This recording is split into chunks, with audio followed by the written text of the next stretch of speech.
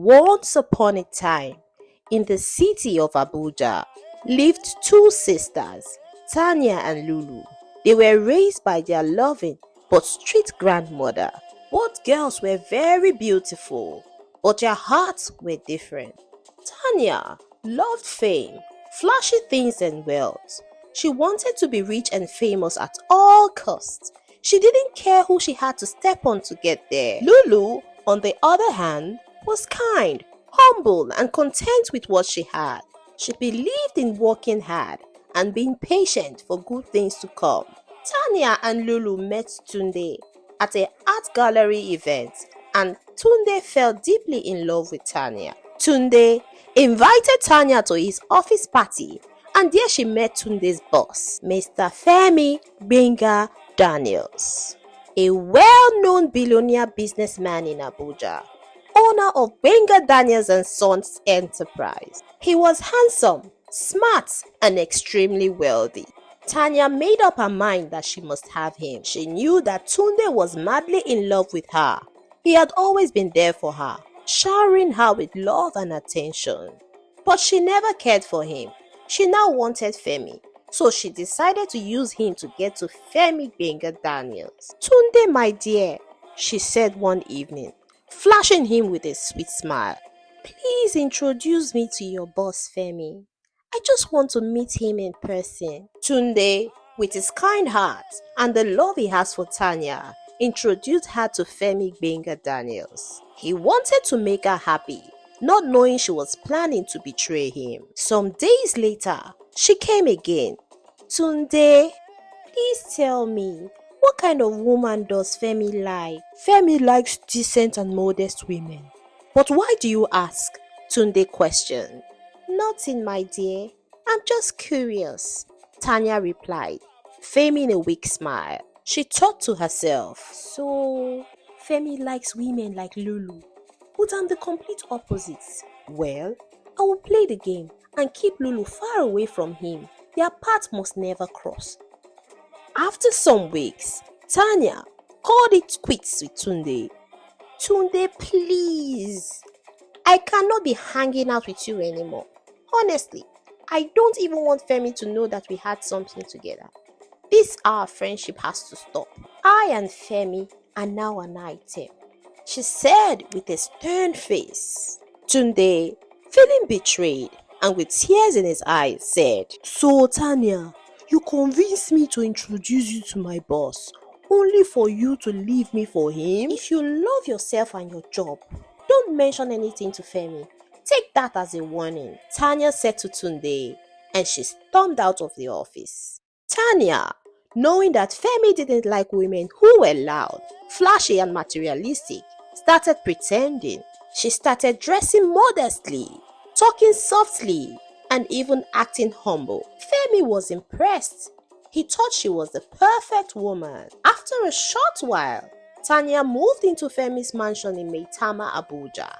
She thought she had won. She started living a luxurious life, buying expensive clothes, designer bags. But when Femi was around, she pretended that those things didn't matter to her. She would act like a saint, greeting the house staff with fake smiles, helping out with little chores, and pretending to love simple things. Femi's mother was a wise woman. When she heard about Tanya, she didn't trust her. So when Femi went for a long trip to China, she disguised herself as a housemaid in Femi's mansion to see Tanya's true colors. Tanya showed her true self. She spoke rudely to the house staff, refused to touch anything cheap, and even vowed, "I can never mingle with poor people. They disgust me." She had no idea that the housemaid was actually Femi's mother. When Femi returned from his business trip, Femi's mother exposed her.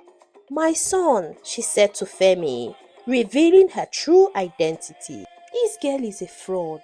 She doesn't love you. She only loves your money." She started exposing all Tanya's secrets. Femi's face was filled with disappointment. "So all this time you were pretending?" he asked, his voice low but filled with anger. Tanya's lips trembled. "Femi, I can explain." She was totally confused. While she was trying to wrap her head around the fact that the house help was Femi's mom, the door swung open and Tunde walked in. At first, Tanya didn't care, but then something shocking happened. Femi's mother turned to Tunde with a warm smile, hugged him and said, "Ọkọ mi, ẹ káàbọ̀." Tanya was surprised. Why was Femi's mother hugging Tunde so warmly? Tunde, ignoring Tanya, turned to Femi and said, "Don't forget to send a detailed report of the meeting you attended in China." And Femi replied, "Yes, boss." Tanya's mouth dropped. Her heart pounded as she looked from Femi to Tunde and from Tunde to Femi. Confused, she asked, What's going on here?" Tunde folded his arms and stared at her with a knowing smile. "You thought Femi was the owner of Gbenga Daniels and Sons Enterprise, right?" he said. Tanya's hands became cold. Something was wrong.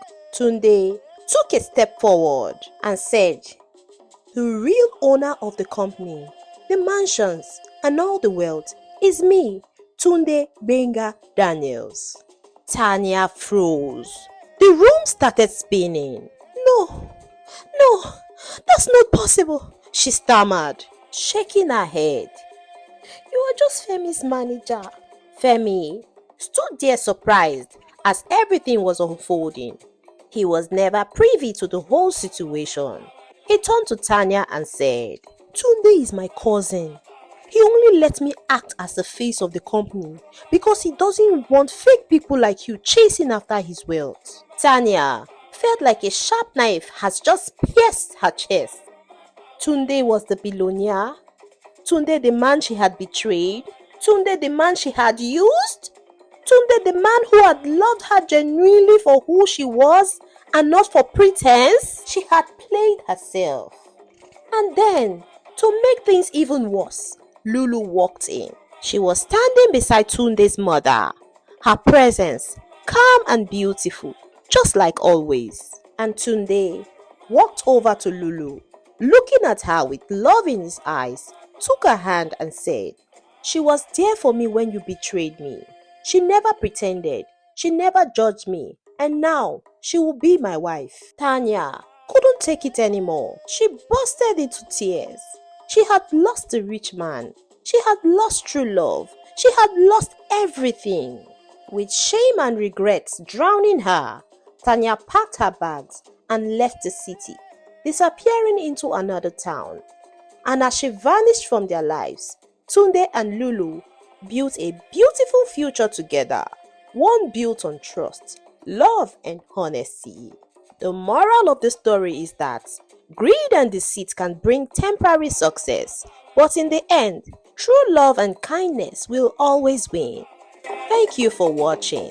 See you in my next story. Bye.